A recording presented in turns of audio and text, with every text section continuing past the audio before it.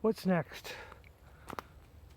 I go to the grocery store every so often because, I like to pick up bread or milk or eggs or something like that. My house is fully stocked, so I'm not really worried about general supplies. I have lots of toilet paper because we buy it in bulk. We're a family of 3. It's not a big deal, so we're all set for toilet paper.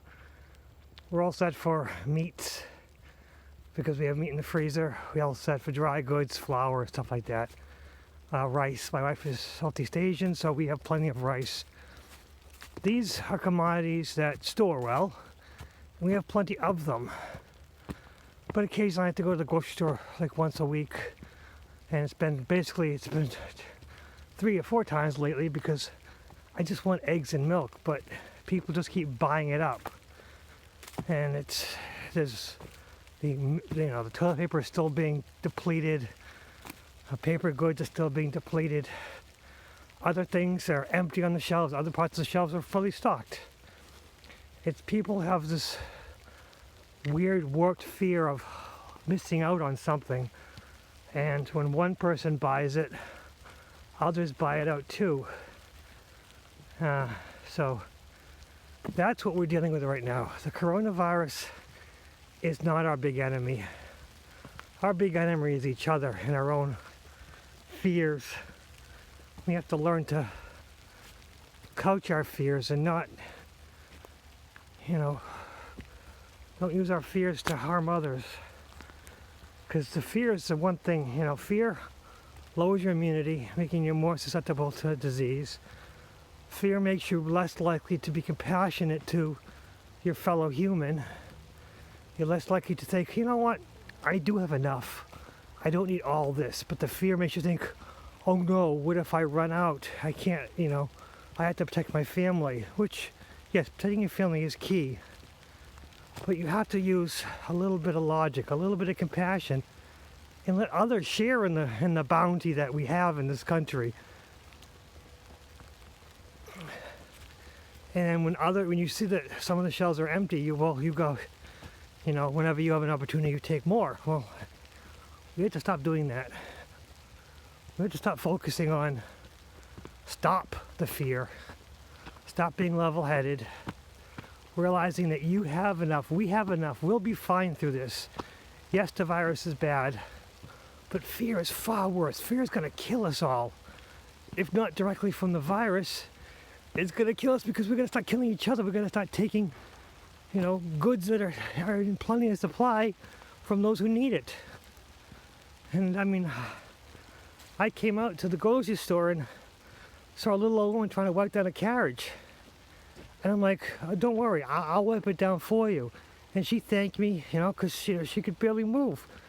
And then I said to myself, wait, let me help you shop. So I went with her and I shopped. She only wanted a few items, and what she did want on her list, a lot of it wasn't there. And unfortunately, I didn't have any with me in my car. So I just finished shopping myself. I had actually gotten chicken that was hot, but I figured we can all heat it up at home, no big deal. So I went with her and we bought no toilet paper, some canned goods, some canned soup because she wanted hot soup, and there was hot soup prepared already, to soup and the thing, but she didn't want that. She wanted something that, the prepared ones that they had in the little jugs, which were all gone. But so we went and got canned soup, and we got some things, and she thanked me, and I said, there's no problem. And she tried to give me a couple bucks, and I said, no, this is, if you give me money, you're gonna take away from my good feeling. I want to do this to help you. I'm being selfish because I want to make myself feel better, and if you give money, you gotta take it away. And she laughed and thought that was sweet. But I helped her shop, I brought to her car, and I asked if she wanted, if I could help her. And she said, no, I can get it from my car to my house, no problem. But these little things, people need to do with it more. I'm not telling myself that I did a good thing. I'm saying we all need to do something like that. And it took me probably about 20 minutes. And yes, when I brought the hot chicken home and brought it to my family, it was not as hot as it could have been. But we have an oven, we have a microwave, and I didn't get my family the hot meal they wanted. I got on the room temperature, slightly above room temperature meal that I had promised. But it was more important to me to help that old lady who was trying to shop and unfortunately couldn't get what she wanted. And now in hindsight, I probably should have got her number and, shot for her, but I wasn't thinking. I was honestly just thinking of my family and trying to get the hot chicken home to them. But we kind of, you got to focus on your primary goals. And my goal as a intuitive is to always think of myself first without hurting anyone else. And it's a balance. A narcissist will always think of themselves first and especially hurt others. Well, as an intuitive, I want to think of myself first, but not impact others. And once I get myself in line, then I can truly help others. I can truly focus on helping others.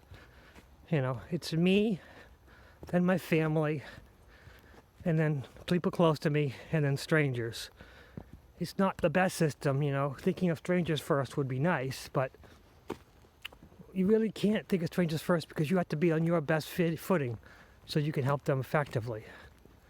That's all we need to do. We need to help each other efficiently and effectively, because if you help someone by sacrificing yourself, unfortunately, you're not going to help them very effectively. You're going to resent them. You're going to think, oh, I should have got something out of it. And yeah, if I was not in my best self, I would have taken the cash. And probably years ago, I would have taken the cash. Oh yeah, I helped her. I deserve something out of it. But no, as a person that's trying to raise my spiritual awareness, I think of myself first, yes. I think of my family, yes. And then I help others when I can, but don't take advantage of them. I think that's all important. Just try to help yourself first without hurting anybody, and then help others without taking advantage of them. I think it's so simple. And stop taking all the stuff off the shelves. Unless you want candy. Take all the candy off the shelf, that would help me a lot. But that's something entirely different. What's next?